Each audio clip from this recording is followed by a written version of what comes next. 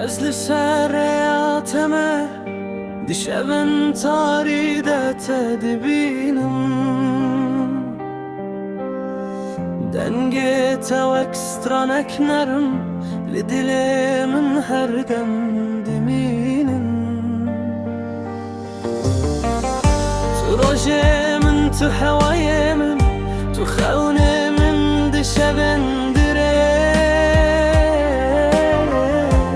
Bê te jiyan bêrenge, ez bê te nabim hes.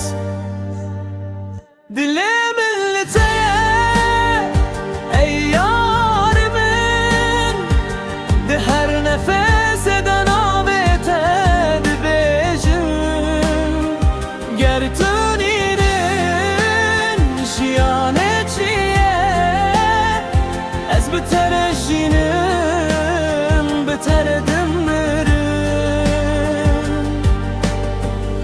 Li ber çavên te zunda bûm wek çîrokek bêdawî. Destê te bigirim em biçin bo cîhanek nû, bi hev re bi azadî. Tu evîne, tu ronahî, tu agîrek di dilê min de. Her ku diçim te bi xwe re dibim, tu yî jiyana min bi temamî. Dilê min li te ye ey yarê min, di her nefesê de navê te dibêjim. Ger tu nînin jiyanê çi ye, ez bi te re jînim, bi te re dimirim.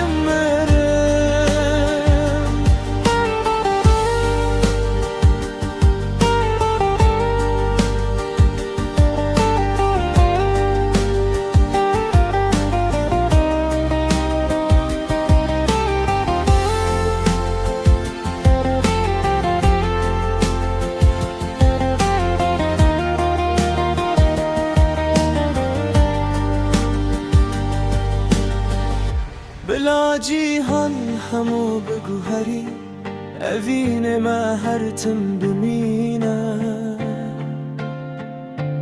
Tu ez li dijî hemû bi dilê pak û bihêv.